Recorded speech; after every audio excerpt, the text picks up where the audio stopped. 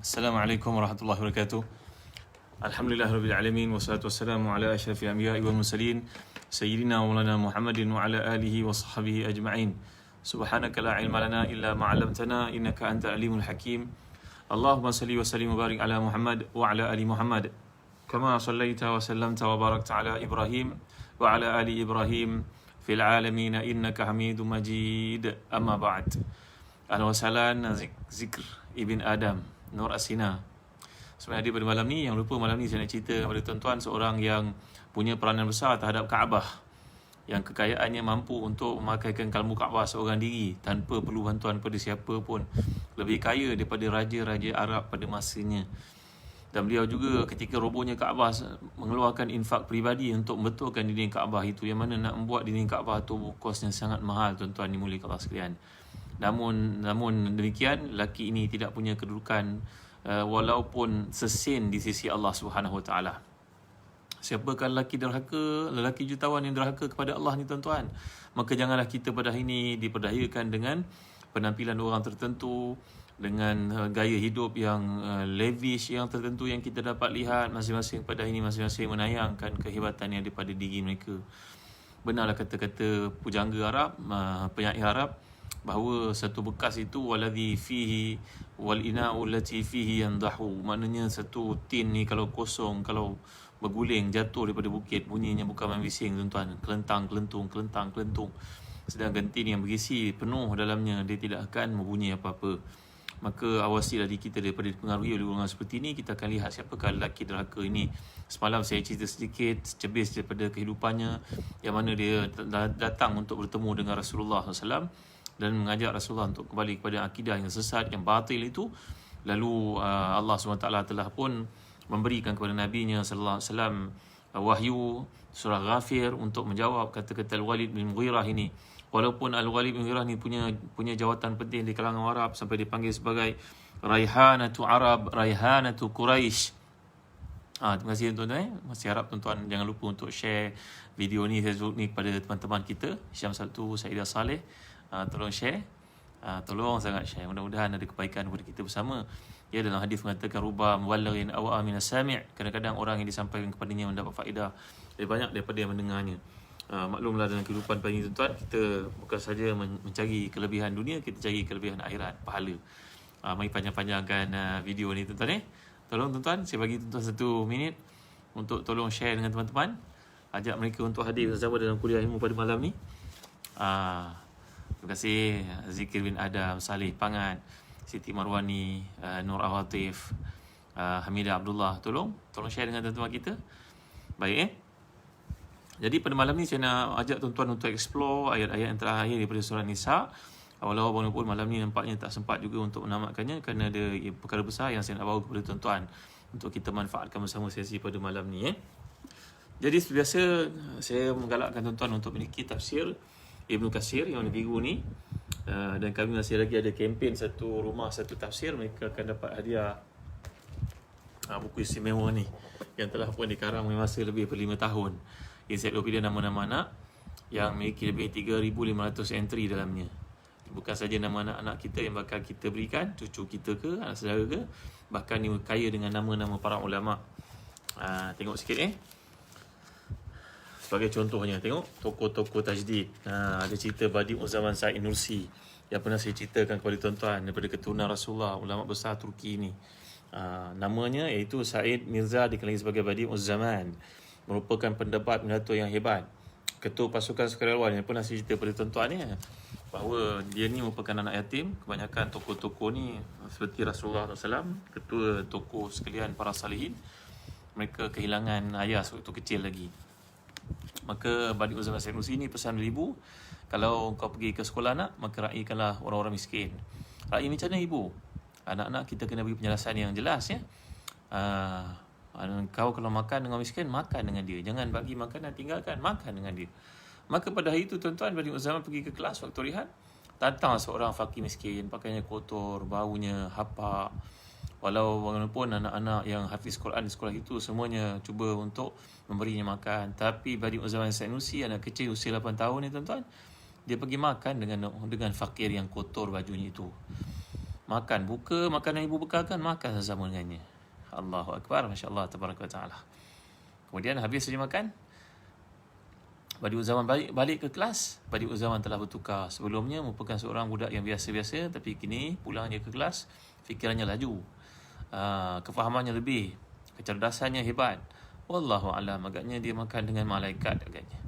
Orang salih yang diutuskan ni kita pun tidak tahu. Jangan pandang seorang pada penampilannya, mungkin merupakan seorang yang mustajab doa. Jangan pandang satu perkara itu kecil pada nilainya, mungkin itu yang bawa engkau ke syurga. Dalam satu hadis mauquf daripada Imam Ali karramallahu wajhah.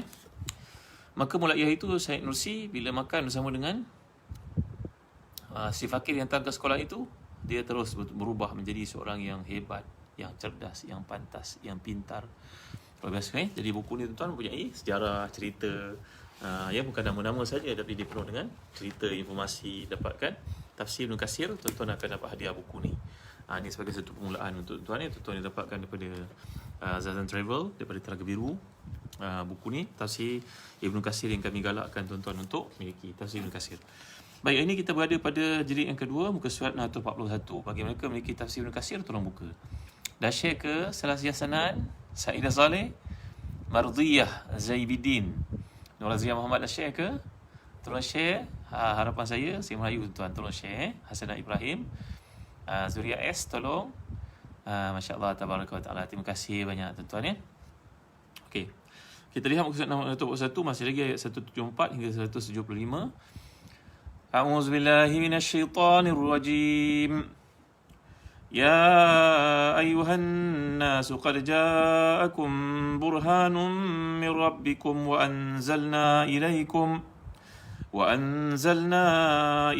nuran mubina. فَأَمَّا الَّذِينَ آمَنُوا بِاللَّهِ وَاعْتَصَمُوا بِهِ فَسَيُدْخِلُهُم فِي رَحْمَةٍ مِّنْهُ وَفَضْلٍ وَيَهْدِيهِمْ إِلَيْهِ صِرَاطًا مُسْتَقِيمًا. Sadaqallahul Azim. Jazakallahu khairan. Sida Sahab, Mazia Muhammad, Badrul Hi. Ramai nama-nama baru malam ni. Terima kasih tuan ya. Tolong share pada tuan-tuan kita, moga ada manfaat banyak daripada kuliah kita ya. Maksudnya, wahai manusia, sungguhnya telah datang kepadamu bukti kebenaran Muhammad dengan mukjizatnya dari Rabbmu, dan telah kami turunkan kepadamu cahaya yang terang benderang. Adapun orang-orang yang beriman kepada Allah dan berpegang teguh kepada agamanya, saya Allah akan masukkan mereka dalam rahmatnya yang besar dari syurganya, limpahan kurnianya, dan menunjuk mereka kepada jalan lurus untuk sampai kepadanya. Baik, semalam saya dah uraikan pandangan para ahli tafsir mengatakan bahawa burhan ini merujuk kepada Rasulullah SAW, nur merujuk kepada Al-Quran. Ada kalangan mereka macam guru kami Syekh Dr. Fadhal Hassan Abbas, yang mengajar tafsir ketika kami di Universiti Yarmouk, Jordan, mengatakan bahawa burhan ini merujuk kepada Nabi Muhammad sallallahu alaihi wasallam, dan nur juga merujuk kepada baginda sallallahu alaihi wasallam. Apapun perbezaan para ulama terhadap dua lafaz ini, dua ayat atau istilah ini, ia tetap merujuk kepada Islam, merujuk kepada Nabi Muhammad SAW, merujuk kepada Al-Quran. Ia merupakan satu perkara yang merupakan perkara yang merujuk kepada perkara yang sama sebenarnya. Semuanya bermuara kepada Islam, kepada Quran, kepada Nabi, kepada wahyu daripada Allah SWT. Maka itulah yang dimaksudkan sebagai burhan, dan juga itu juga dimaksudkan sebagai nur. Baik. Bagi menunjukkan kebenaran Al-Quran ini, saya dah cerita dengan tuan-tuan semalam kisah seorang manusia derhaka yang sangat celaka, yang dilaknat oleh Allah, namanya Al-Walid bin Al-Mughirah, bapa kepada Khalid Al-Walid dan juga Al-Walid bin Al-Walid. Dua orang ni sahabat yang azim, sahabat yang unggul, yang hebat. Tapi inilah dia tuan-tuan, innaka la tahdi man ahbabta walakin Allah yahdi man yasha. Sungguhnya hidayah ni adalah kerja Allah. Kita mohon kepada Allah. Itu sebab antara doa yang paling banyak Nabi kita sallallahu alaihi wasallam ungkapkan, iaitu Allahumma inni as'alukal huda wat tuqa wal afaf wal ghina. Allahumma inni as'alukal huda wat tuqa wal afaf wal ghina. Ya Allah, aku mohon padamu hidayah, aku mohon padamu ketakwaan, aku mohon padamu kesucian diri, dan aku mohon padamu kekayaan. Jadi kita pinta kepada Allah selalu perkara yang semikian seperti Nabi kita sallallahu alaihi wasallam. Jadi tuan-tuan, balik kepada cerita nur ni, Al-Walid bin Mughirah ni menentang Nabi habis-habisan, dan dia juga dengan Abu Auf Al-Saqafi yang telah saya bincangkan semalam, merupakan seorang daripada Bani Saqif yang dipandang oleh Arab begitu mulia, mempunyai peranan besar sampai dipanggil sebagai Raihanatu Arab, pewangi haruman Arab, dengan kekayaannya, infaknya yang begitu banyak. Bahkan bila datang jemaah haji untuk menunaikan ibadah haji sebelum Islam, Al-Walid bin Mughirah ni punya menyembelih berpuluh-puluh ekor unta untuk dijamu secara percuma kepada orang Arab. Maknanya tuan-tuan dimuliakan Allah sekalian, tapi semua itu tak bernilai di sisi Allah kerana dia menentang Nabi SAW, tidak mahu menerima Islam walaupun tahu kebenaran Islam itu. Begitu juga As-Saqafi yang datang daripada Bani Saqif di Taif itu, sampai Allah turunkan ayat pada surah Az-Zukhruf, walawala nuzila hadzal qur'anu ala rajulin minal qaryataini azim. Kenapalah Quran tak diturunkan kepada salah seorang daripada dua orang yang hebat itu? Siapa dia tuan-tuan? Ini As-Saqafi dengan Al-Makhzumi ini. Al-Makhzumi daripada Bani Quraisy ini, dan juga As-Saqafi daripada Bani Saqif yang terletak di Taif, yang punya jasa besar kepada orang Arab, infaknya, bantuannya, tapi semuanya tidak dipandang langsung di sisi Allah SWT. Bahkan untuk tuan-tuan, untuk si Walid bin Al-Mughirah ni, Allah SWT telah turunkan ayat untuk mencela perbuatannya dan semalam saya sebut daripada surah Al-Muddathir, iaitulah firman Allah SWT, A'udzubillahi minasyaitanirrajim. Bagaimana Allah menceritakan tentang si kafir ini, ya. Turun ayat ke-11, 12, 13, 14, 15, 16, 17, 18, 19, ke-20 tuan-tuan. Ini menceritakan tentang Al-Walid bin Mughirah yang cukup celaka di sisi Allah SWT. Ini mukjizat Quran. Turunnya Quran untuk menceritakan seorang yang ada pada zaman ia diturunkan, pada waktu diturunkan Allah menceritakan tempatnya neraka. Dan memang sampai ke kematiannya, penentangan kepada Islam itu habis-habisan oleh beliau. Seperti juga kisah Abu Lahab, ini satu mukjizat Quran. Quran turun memberitahu Abu Lahab tempatnya neraka, padahal Abu Lahab belum mati lagi. Sampai kematiannya memanglah dia menentang Nabi habis-habisan. Tuan-tuan dimuliakan Allah sekalian. Itu juga Al-Walid bin Mughirah ni Allah turunkan ayat, A'udzubillahi minasyaitanirrajim. Dharni wa man khalaqtu wahida wa ja'altu lahu malam mamduda wa banina syuhuda wa mahattu lahu tamhida thumma yatma'u an azid kalla innahu kana li ayatina anida sa'urhiquhu sa'uda innahu fakkara wa qaddar faqutila kaifa qaddar thumma qutila kaifa qaddar thumma nazar thumma abasa wa basar thumma adbara wastakbar faqala in hadha illa sihru yu'thar. Ini kisah Al-Walid bin Mughirah tuan-tuan. Bila Allah ceritakan tentang beliau, satu episod yang sangat tegas maksud yang Allah kehendaki itu. Tuan-tuan dengar saya terjemahkan ayat ke-11. Dan jangan kau bimbang wahai Muhammad, biarkan aku saja yang balas orang menentangmu, aku sendiri telah menciptakannya. Zarni wa man khalaqtu wahida. Tinggalkan dia wahai Muhammad, aku akan kenakan hukuman kepada dia kerana aku menciptakan dia seorang diri. Aku menciptakan dia seorang diri. Siapa tuan-tuan? Al-Walid bin Mughirah. Wa ja'altu lahu malam mamduda. Aku berikan kepadanya harta yang melimpah ruah. Saya dah cerita pada tuan-tuan, dia ni bilioner Arab pada masa itu, ketika raja-raja Arab pun tak mampu untuk menginfak kepada kelambu Kaabah. Mereka menghimpunkan berbagai-bagai tribes, kabilah untuk mengumpulkan duit bagi tujuan menyediakan kelambu Kaabah setiap kali datang musim haji. Tetapi untuk si Walid bin Mughirah ni punya kaya tuan-tuan, dia punya abar ni dia punya telaga. Daripada tempat namanya Tuhama sampailah kepada Yamama, jauhnya tuan-tuan, beribu batu tuan-tuan, kaya bukan main lagi si Walid bin Mughirah ini. Allah menyatakan bahawa sungguhnya aku ja'altu lahu malam mamduda, aku beri kepadanya harta yang sangat banyak, wa banina syuhuda, dan anak-anak yang ramai, anak lelaki ramai. Orang ni kalau punya anak lelaki, satu kebanggaan lah tuan-tuan dimuliakan Allah sekalian. Tapi anak-anak lakinya semuanya derhaka kepada Allah SWT, melainkan dua orang, iaitu Khalid Walid dan juga abangnya dan juga adiknya Al-Walid bin Walid yang saya telah cerita pada tuan-tuan sebelum ni. Wa mahattu lahu tamhida, dan aku beri kepadanya kelapangan hidup seluas-luasnya.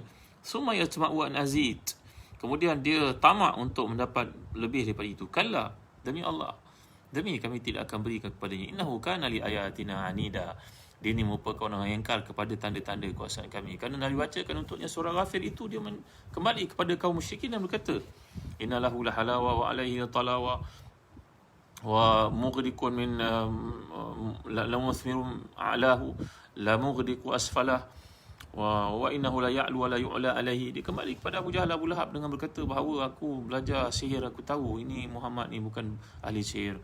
Aku tahu orang gila Muhammad ini bukan orang gila. Aku tahu bagaimana seorang yang suka menyampaikan kata-kata indah dipanggil penyair, Muhammad bukannya syair. Kalau nak kata dia ni seorang ahli sihir bukan ahli sihir, nak kata orang gila bukan orang gila, nak kata dukun bukan dukun, semuanya tak betul. Sampai orang Arab itu akhir mengatakan kalau kat Sabak, nampaknya Al-Walid Mughirah ni juga telah pun terpengaruh dengan dakwah Muhammad sallallahu alaihi wasallam, dengan dakwah Muhammad sallallahu alaihi wasallam, kata kaum musyrikun dakwah lah.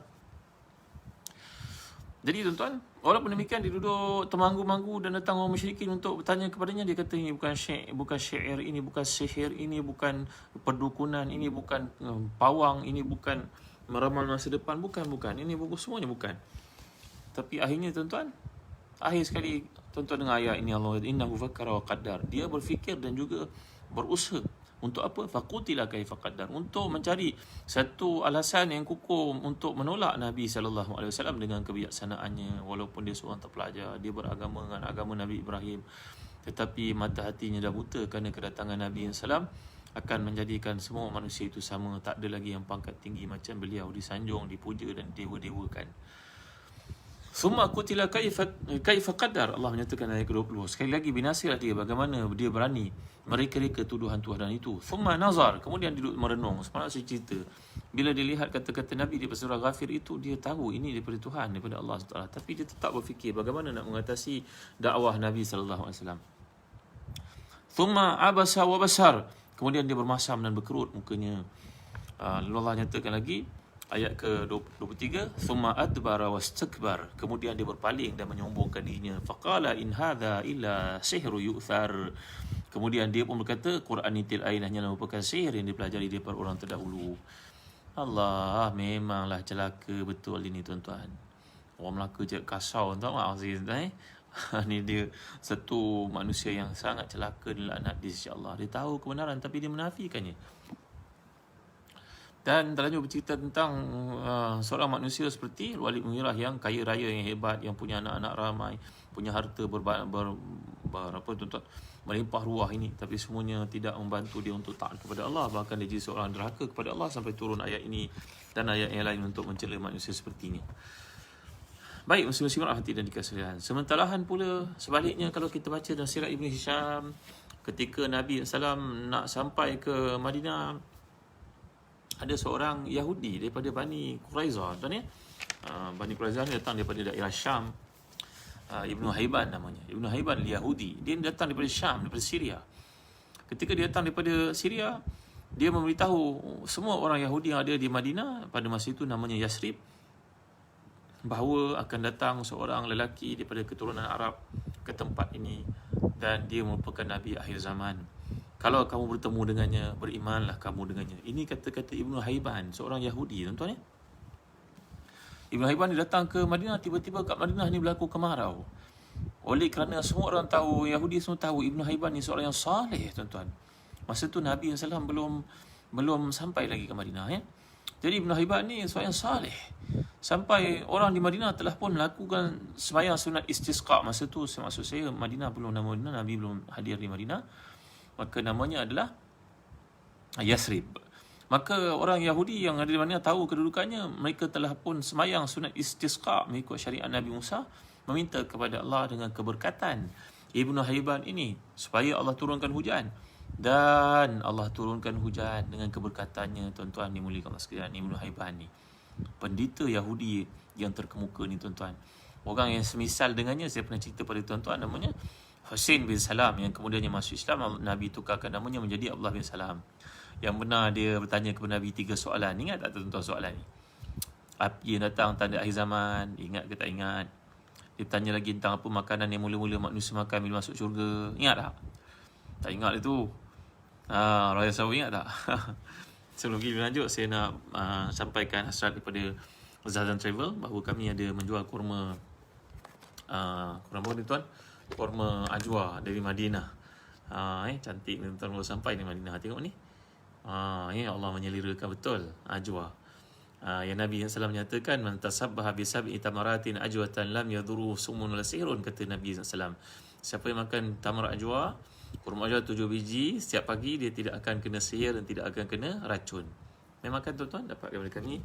Ni kurma ni segar bugar yang saya buka kan untuk tuan-tuan. Tengok ni. Begitu menyelerakan. Tengok. Kurma ajwa dari Madinah yang punya sijil lahir dari Madinah, tuan-tuan. Tuan-tuan nak tengok ada sijil lahir.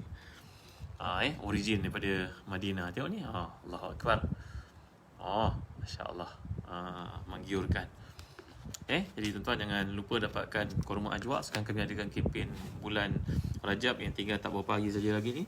Beli dengan harga free delivery untuk seluruh Semenanjung. Melainkan Singapura orang Singapura kena bayar, sahabat-sahabat kena bayar. Kosnya mahal sikit. Untuk Semenanjung ini adalah pengantaran percuma. Untuk kurma ajwa, dan kami juga ada kurma majdul dari Palestin yang diekspor dari Jordan. Tuan-tuan tengok, ya Allah besarnya. Tengok ni. Zazan Travel, penaja kita minta supaya beritahu pada tuan-tuan tentang adanya kurma majdul. Dapatkan tuan-tuan? Ada nombor telefon di bawah.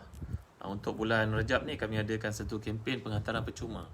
Beli sekilo 500 gram majdul, 500 gram ajwa, tuan-tuan akan dapat penghantaran percuma. 250 gram pun boleh. Ni tengok bekasnya. Ni 500 gram, ni 250 gram, ni ajwa. Yang ni majdul. Tuan beli macam ni 250 gram, 250 gram. Jadi penghantaran percuma tuan-tuan dimulakan sekalian. Boleh dapatkan daripada Zazan Travel, ada nombor telefon di bawah. Zarina Syafuddin, Muhammad Ismail. Dapatkan hadiah lah kepada orang kita sayang, ayah ibu kita, adik-adik kita. Buat surprise untuk mereka, hantar mereka kepada mereka, alamat mereka beri pada kami hantar tuan-tuan. Baik, kembali kepada kisah Ibnu Haiban ini. Jangan keliru dengan Ibnu Barajan yang telah kita belajar. Ingat tak siapa Ibnu Barajan? Yang telah pun meramalkan daripada Al-Quran tarikh pembukaan Baitul Maqdis. Ingat tak? Di tangan Salahuddin Al-Ayyubi. Ibnu Barajan lain, ini Ibnu Haiban, seorang Yahudi yang datang dari Syam.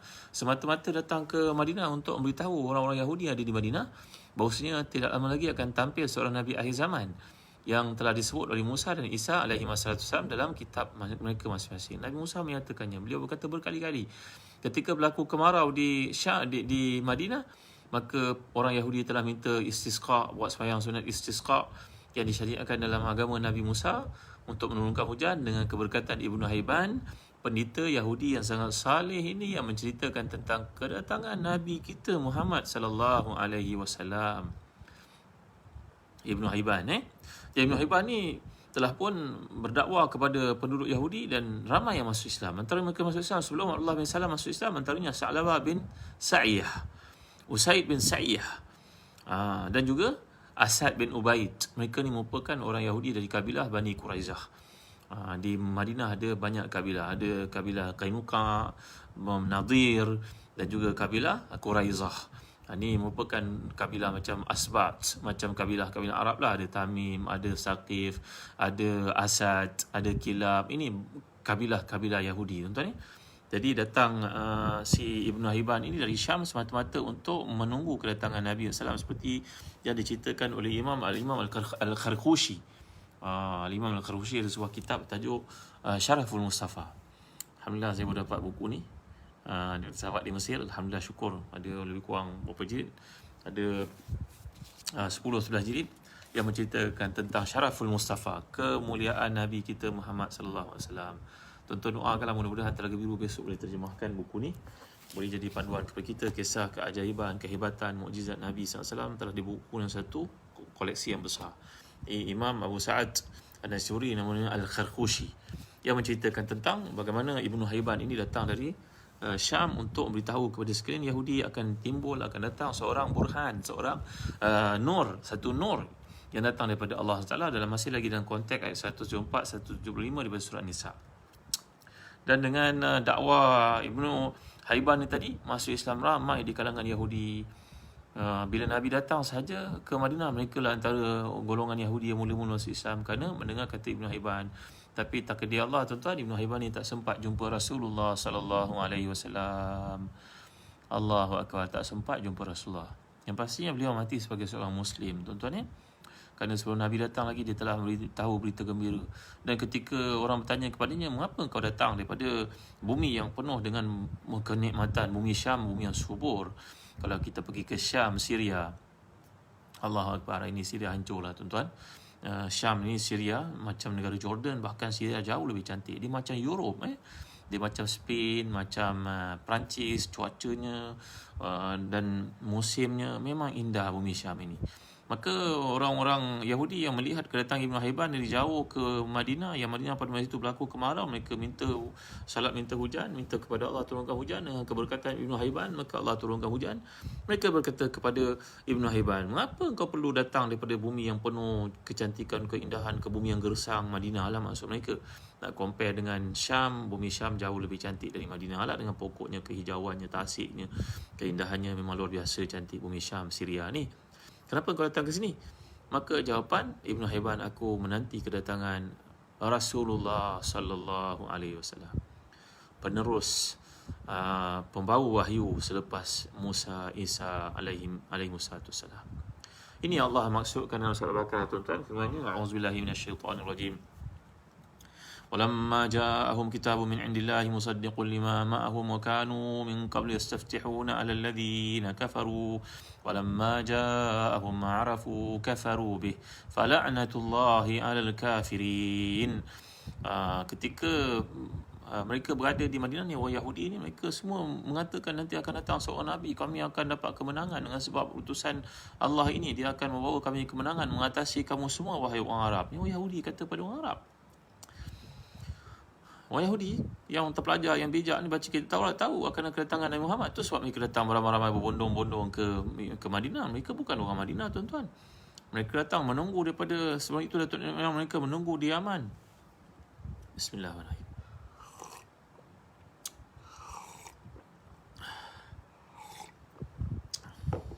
Tapi sekarang bila datang Nabi, mereka menentang habis-habisan. Sedangkan sebelum itu mereka mengatakan kepada orang Arab, nanti akan datang Nabi akhir zaman. Kami datang kat sini tunggu Nabi akhir zaman.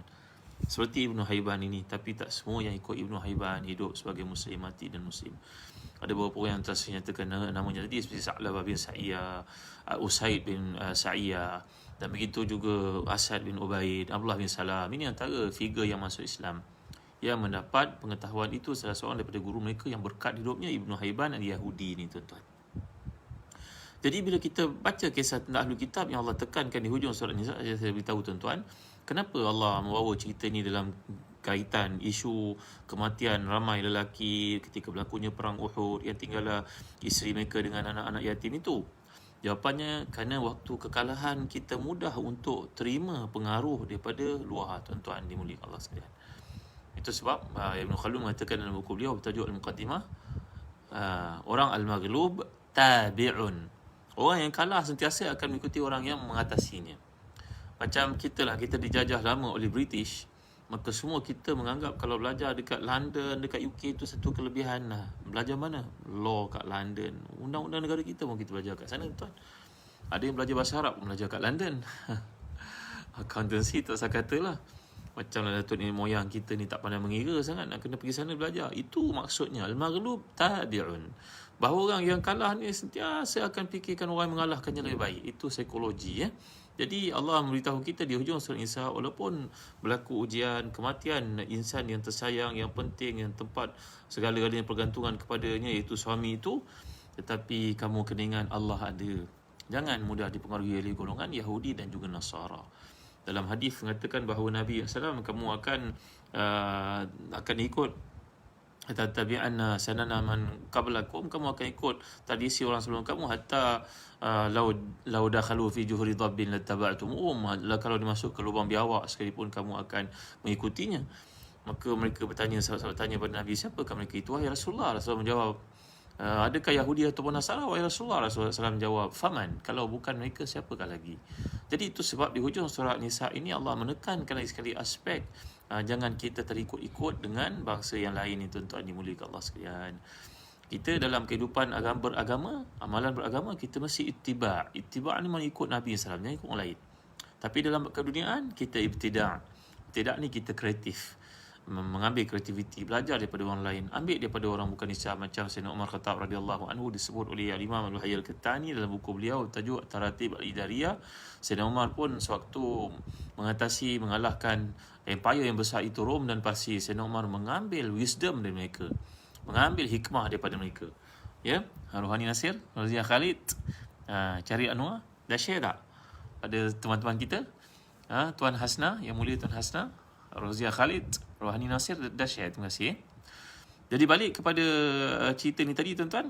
Sekarang kita melihat di kalangan Yahudi ini ada yang masuk Islam sebelum kedatangan Nabi ke Madinah macam Ibnu Hibban. Dan begitu juga Husain bin Salam yang telah bertanya kepada Nabi 3 soalan tadi. Nabi menjawab dengan wahyu daripada Allah melalui Jibril, iaitulah api yang menolak manusia dari timur ke barat tanda kiamat.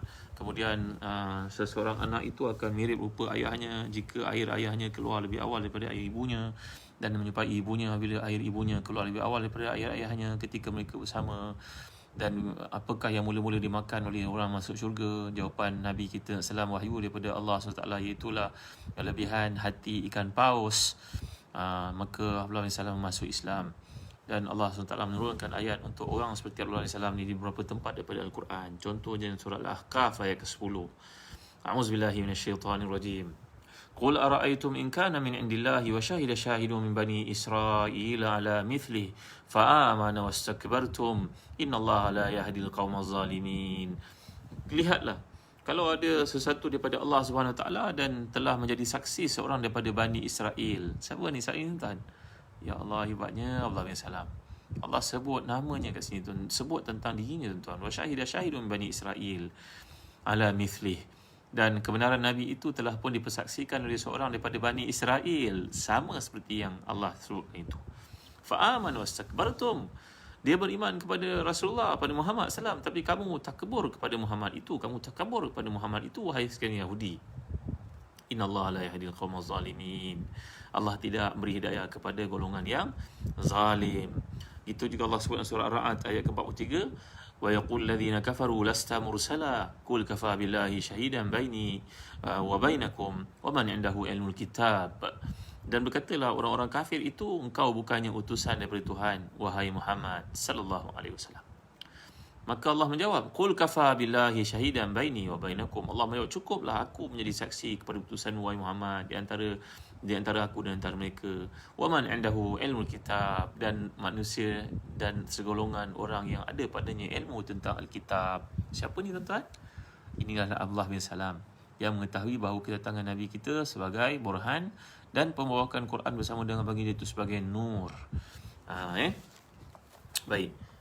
Kita lihat dalam huraian oleh Imam Ibn Katsir, qala al-musannif rahimahullah wa nafa'ana bi ulumihi fid dharain, muka surat 42 ya.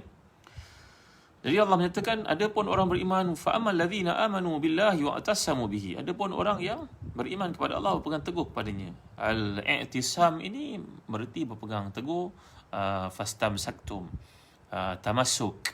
I'tisam ni maknanya istamsak, maknanya pegang dengan kuat.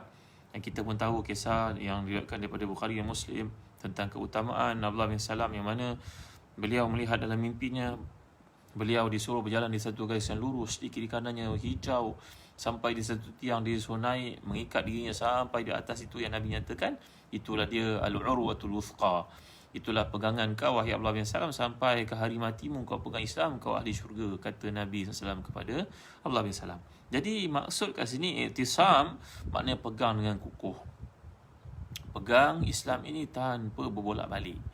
Pegang Islam ini dia dua perkara saya pernah jelaskan kepada tuan-tuan. Bila kita buat maksiat, ada orang buat maksiat ni kerana iman dia lemah, maka dia kalah dengan syaitan pada waktu itu kebanyakan orang. Tapi ada orang dia sengaja buat maksiat dalam keadaan dia memberontak, namanya kafara juhudan.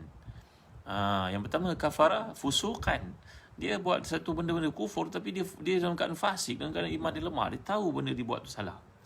Dia minum, dia tahu minum arak ni haram, tapi dia tak boleh kontrol diri dia, tuan-tuan. Tapi ada orang yang tak mau sembahyang, menentangnya, bagai-bagai perkara ditentangnya, ni pakai tudung apa ni, tonggang-tonggik apa, tak ada manfaat. Tapi dia kata dia orang Islam, ini munafik. Ini dia menolak pelaksanaan kewajipan tanggungjawab sebagai muslim, dalam erti kata kafara juhudan. Dia menolak dengan jahidan. Jahid, bukan jahid. Tu ha, ha. Juhud, jim, ha, waw, dal. Jim, ha, waw, dal. Macam ni je. Ni saya tunjuk pada tuan-tuan. Macam ni. Ini jahidun. Nampak? Ini jahid ni mana mujahadah. Terbalik pula tuan-tuan baca Macam mana saya nak bagi tuan-tuan nampak? Macam mana nak bagi tuan-tuan nampak? Kalau perkataan ni kita baca macam ni. Ni. Ya, perkataan ni. Jahid. Jim. Ni.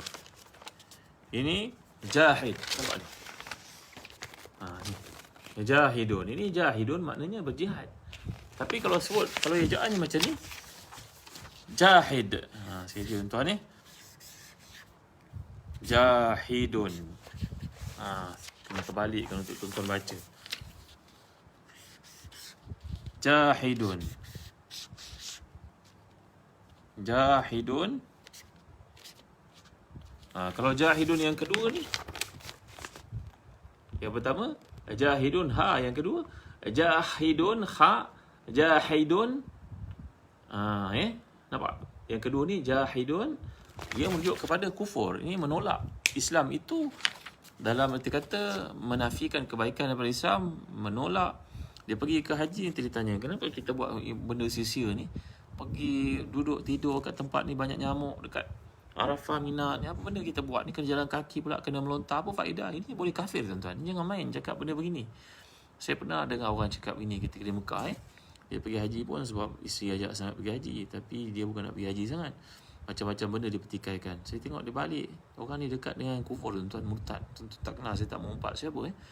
Kalau tuan-tuan faham, tuan-tuan kenal, ini bukan mengumpat, ini menceritakan tentang satu kefasikan yang luar biasa.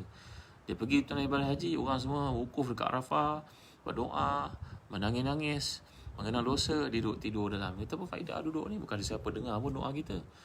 Ini orang tuan-tuan, Allah memang derhaka. Balik ke Malaysia, macam-macam buatan fusuk yang dia buat tuan. Nampak sangat haji yang tak diterima oleh Allah SWT.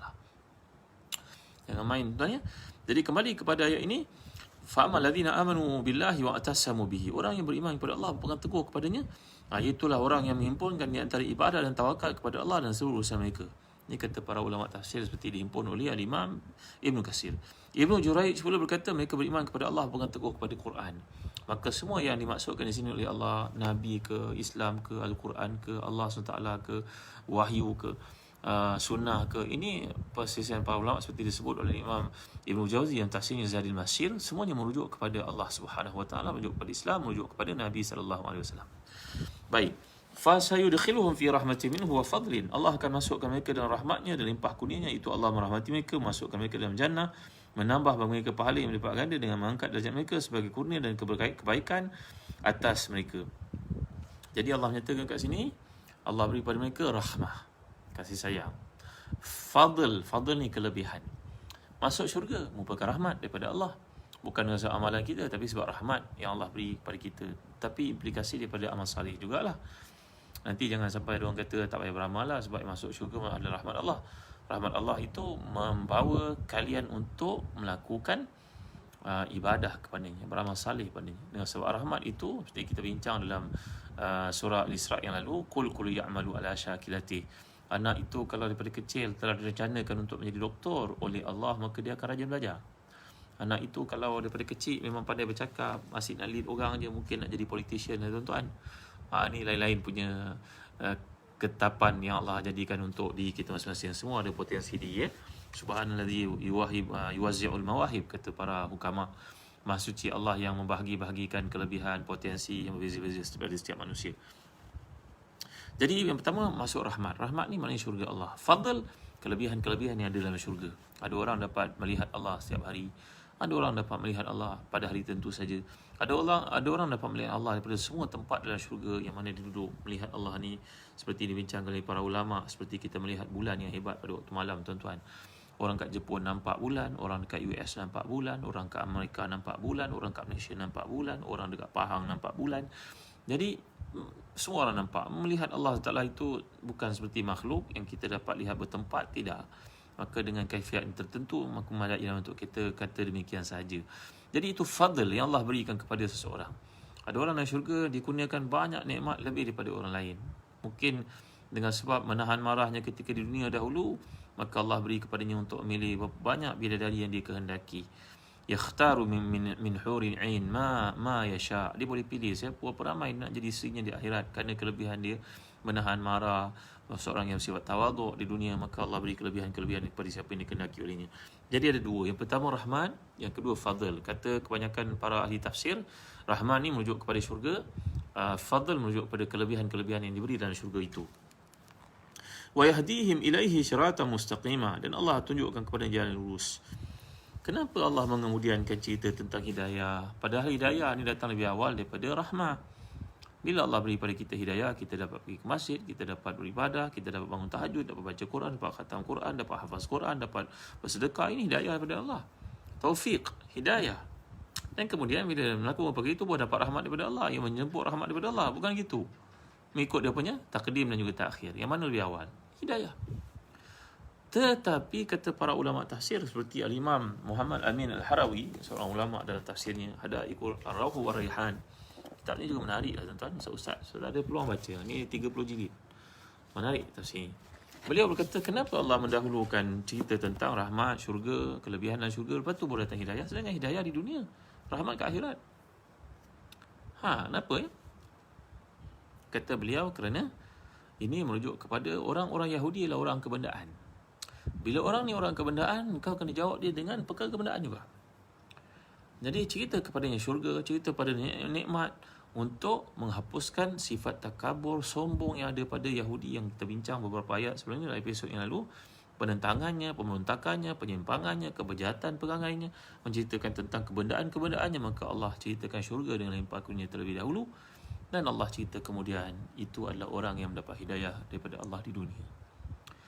Allahu Akbar. Masya Allah, Cikgu Sabarudi Allahu Akbar. Zamri Mukhtar, hebatnya para ulama ni. Kita tak boleh baca satu kitab tafsir yang kita buat keputusan ya. Sebabnya kita kena baca banyak kitab tafsir baru kita dapat buat rumusan. Gitu. Jadi wa yahdihim ilaihi siratan mustaqima, Allah menunjukkan kepada jalan lurus. Inilah sifat orang beriman di dunia akhirat. Di dunia mereka dapat manhaj yang istiqamah atas kebenaran, keselamatan, keyakinan, dan di akhirat mereka dapat berada di syurga Allah yang lurus, menghantarkannya nikmat-nikmat yang hebat. Allahu Akbar. Ya Allah, semakin baca ni semakin subur iman kita tuan-tuan ya. Tuan-tuan ni baca tafsir di sini, dapatkan daripada Zahzan Travel ke, dari Telaga Biru ke, tafsir Ibn Katsir. Bacalah tafsir Ibn Katsir ni tuan-tuan. Padanya ada iman tuan-tuan. Saya yakin tuan-tuan baca ni iman tuan-tuan bertambah. Walaupun tanpa saya, bacalah tafsir Ibn Katsir. Buatlah investment untuk memahami kalamullah. Kita dalam bab keduniaan, kita mahir berniaga, anak kita bijak, tapi pernah tak kita rasa malu, gusar? Nak jawab depan Allah nanti umur diberikan kita usaha untuk memahami kalamnya. Dapatkan tafsir Ibn Katsir tuan-tuan ya. Dan jangan lupa juga andai bulan-bulan pilihan dah dekat berakhir bulan Rajab ni. Masuk bulan Syaban, kita sama kita qiyamul lail waktu malam. Kami ada menjual satu mushaf yang menarik tuan-tuan, mushaf qiyam yang kita namakan ni. Yang besar ni, tengok berat ni tuan-tuan. Ni. Dalamnya ada wakaf ibtidak ni. Mudah untuk kita baca, mana kita nak berhenti. Ada tanda. Ni dipanggil kaedah mizan pula. Kita berhenti pada cerita-cerita tu. Ni satu cerita. Sini ke sini bawa satu cerita. Ni cerita yang lain. Sini sampai sini cerita yang lain. Ni namanya kaedah mizan. Dan kalau kita baca, kita tak faham nak mulakan ayat hamzah wasal contohnya, kat sini ada bantuan untuk kita faham macam mana nak baca. Nampak? Baca asy-syaitan kat sini Kadang kita baca surah Al-Kahfi. Mana surah Al-Kahfi? Kita nak mula baca pada malam Jumaat. Kadang-kadang kita tak tahu bagaimana nak memulakan bacaan pada setengah-setengah ayat ni. Tengok kat sini. Nampak muka surat 302 ni 302. Ramai orang salah baca kat sini tuan-tuan. Ikut kajian saya ramai orang salah baca kat sini. Dia berhenti kat sini, ahli karya baca astat'ama dia baca. Kenapa? Dia kaedah ikut baris yang ketiga, huruf yang ketiga, 1, 2, 3 pada atas astat'ama dia baca. Salah ni tuan-tuan. Dia bukan astat'ama, dia kata baca istat'ama dia ajar kat tepi ni nampak. Ni ada kaedah zikir. Ya, Quran Qiyam yang kita tabikan sekarang ni ada kaedah zikir. Dapatkan tuan-tuan, dan sebagai penghargaan tuan-tuan dapatkan Quran Qiyam yang besar ni. Tuan-tuan dapat stand ni, buku kuat. Tuan-tuan pun dapat hadiah. Satu lagi Quran daripada kami. Quran per juzuk ni. Siapa yang beli di Zazan Travel saja yang akan dapat hadiah ni. Tuan-tuan, ni harganya RM75 hadiah bagi tuan-tuan beli Quran Qiyam dari Zazan Travel. Jadi tuan, setakat itu saja untuk kuliah kita pada hari ini. Terima kasih sekali baik semua daripada Allah, kelemahan manusia, cikgu-cikgu, ibu bapa yang dimuliakan Allah sekalian. Jangan lupa untuk dapatkan buku-buku latihan, topikal, buku rujukan dari Telaga Biru. rajin-rajinlah buka portal website kami www.telagabiru.com.my. Ada bagai buku ini yang dipublishkan di situ. Jangan lupa tuan dapatkan buku latihan, buku topikal cikgu-cikgu untuk anak-anak kita kat rumah. Dapatkan daripada telagabiru.com.my. Buku-buku latihan itu dia guru pakar, guru cemerlang ini mudah-mudahan bantu anak kita pengisian waktunya, dan mungkin mereka ketinggalan banyak perkara dalam cuti yang panjang ni tuan-tuan. Dapatkan buku-buku bukan saja bahasa Arab, malahan math, sains, geografi, sejarah, semuanya ada, alhamdulillah. Baik, terima kasih. Setakat itu saja dulu kita tamatkan kuliah pada malam ni, dan insya-Allah malam esok kita akan mengkhatamkan surah An-Nisa selepas lebih daripada berapa bulan. Saya pun tak ingat berapa bulan tuan-tuan. Kita baca surah yang kedua panjang daripada Al-Quran selepas Al-Baqarah ni, surah Nisa. InsyaAllah esok kita akan khatamkan surah Nisa sebanyak 176 ayat. Tolong kabarkan, share kepada teman-teman kita. Kita akan tamatkan surah Nisa malam esok, insyaAllah. Sebab tu nanti kalau tuan-tuan ada cadangan surah apa nak kita sentuh dalam masa sebulan sebelum Ramadan, sila bagi cadangan. Nanti saya pertimbangkan. Terima kasih tuan-tuan. Setakat saja dulu kita akhiri dengan baca tasbih kafarah dan suratul Asr. Bismillahirrahmanirrahim. Wal 'asr innal insana lafi khusr illa alladhina amanu wa 'amilus salihat wa tawassaw bil haqq wa tawassaw bis sabr. Subhanakallahumma wa bihamdik asyhadu an la ilaha illa anta astaghfiruka wa atubu ilaik. Alhamdulillah rabbil alamin wassalatu wassalamu ala asyrafil anbiya'i wal mursalin sayyidina Muhammadin wa ala alihi wa sahbihi ajma'in. Allahumma ighfir lana dhunubana wa israfana fi amrina wa sabbit aqdamana wansurna 'alal qaumil kafirin. Allahumma ahsina aqibatana fil umuri kulliha wa ajirna min khizyid dunya wa 'adzabil akhirah. Allahumma inna nas'aluka al-huda wat-tuqa wal-'afafa wal-ghina. Rabbana hab lana min azwajina wa dhurriyyatina qurrata a'yun waj'alna lil muttaqina imama. Rabbana atina fid dunya hasanah wa fil akhirati hasanah wa qina 'adzaban nar. Rabbana la tada' lana fi maqamina hadza zanban illa ghafartah ولا مريضا إلا شفيت ولا هما إلا فرجت ولا دينا إلا قضيت ولا مصيبة إلا نفست ولا حاجة من هوائج الدنيا والآخرة يا لك رضا ولنا فيها صلاح إلا أديتها وقضيتها ويسرتها يا رب العالمين.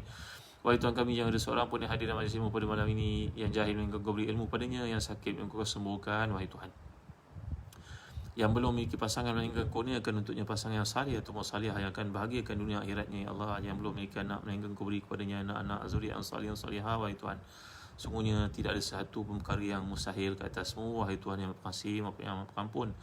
Andai ada dengan kami yang menzalimi, maka beri hidayah kepadanya. Andai ada dengan kami yang dizalimi, maka bantulah dia. Wahai Tuhan, Rabbana atina fid dunya hasanah wa fil akhirati hasanah wa qina azaban nar.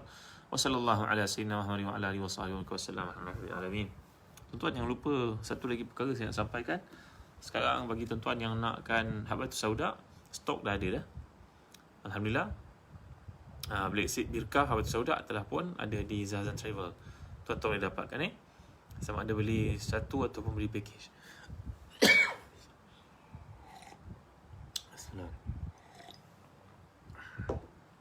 Jadi tuan-tuan boleh dapatkan Habatus Sauda Birkah daripada Zazan Travel. Stok dah ada, alhamdulillah. Ramai yang tanya sebenarnya. Alhamdulillah, stok yang baru dah sampai.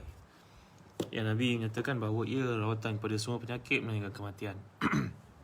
Dan saya pun ada bawa penjelasan oleh Al-Fadhil Profesor Madya Dr. Rozaimi di dalam Facebook ini untuk tuan-tuan dengar keutamaan Habatus Sauda dan penjelasannya. Sekian dari saya. Jangan lupa doakan untuk saya tuan-tuan, kenang saya dan doa tuan-tuan. Wassallallahu ala sayyidina Muhammad wa ala alihi wasallam. Alhamdulillahirabbil alamin. Wa barakallahu fikum. Wassalamualaikum warahmatullahi wabarakatuh.